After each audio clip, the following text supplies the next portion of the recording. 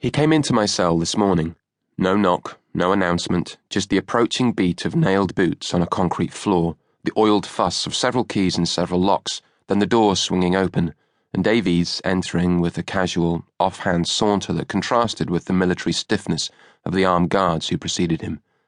I was still in bed at this point, even though it was several hours after breakfast, and out of a sort of panic I decided to feign sleep and lay there with my face half turned into the pillow, allowing a little dribble of saliva to roll off my lolling tongue. "Lieutenant Brill," he said, in quietly amused officer tones, making it obvious that he recognized my fakery.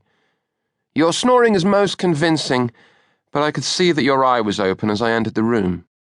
The problem of pretending to be asleep is having to carry through the whole charade of waking up, which is somewhat harder to fake. How should one play it? The sudden startled bolt into the vertical, or the long, slow dredging of the self from the depths of dreamlessness? I went for the slower option, gradually lifting my head from the pillow, sucking in my remaining spit, and blinking in the glare of Davies' uniform. He was in full officer dress, Sam Brown, brassoed buttons, a strip of medals, pips. He held his peaked cap beneath his left arm, along with a cardboard folder of documents. He smelt of snuffed candles. "So sorry if I've disturbed your sleep, but I thought you would be up and about by now. I would call back later, but I'm rather rushed. Would you mind getting up and dressed so that we can talk properly?" I looked around for my clothes. I had rather carelessly left them in a heap on the floor by the bottom of the bed. I had nothing on beneath my blanket. It had been a stiflingly hot night. Davies followed my gaze and recognized my concern. Wordlessly, I hinted that he might do me the favor of picking up my clothes and passing them to me. He, in turn, gestured for one of the guards to do the deed, and the fellow promptly shouldered his Tommy gun and bent down to pick up my things, handling them with an arm's-length distaste and depositing them on my bed. Seeming to think that this was sufficient, all three stood in a row and watched me like an audience at a late-night cabaret. "Am I allowed no privacy?" I said. Davies smiled. "After all these years in the army, you expect privacy?" He indicated with a wave of the fingertips that the guards could wait outside, and when they had gone, he turned half away so that he was facing the little window, high in the wall, which revealed nothing but sky. I struggled to dress while concealed beneath my blanket. Davies spoke without looking at me. "This obstinate modesty of yours is rather touching. It's not something I would have expected of you, not with your record." "I don't know what you mean."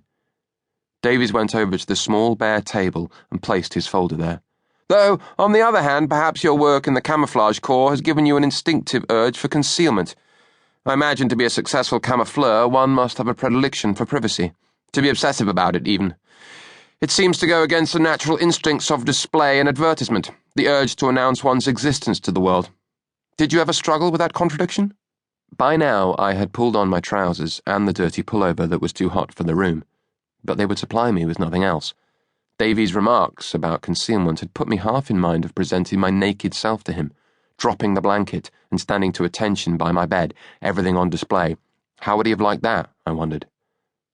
The only contradiction I've struggled with is that of a soldier who has served his country with distinction in one of the cruelest theatres of war and now finds himself incarcerated in a dirty little cell for no good reason at all.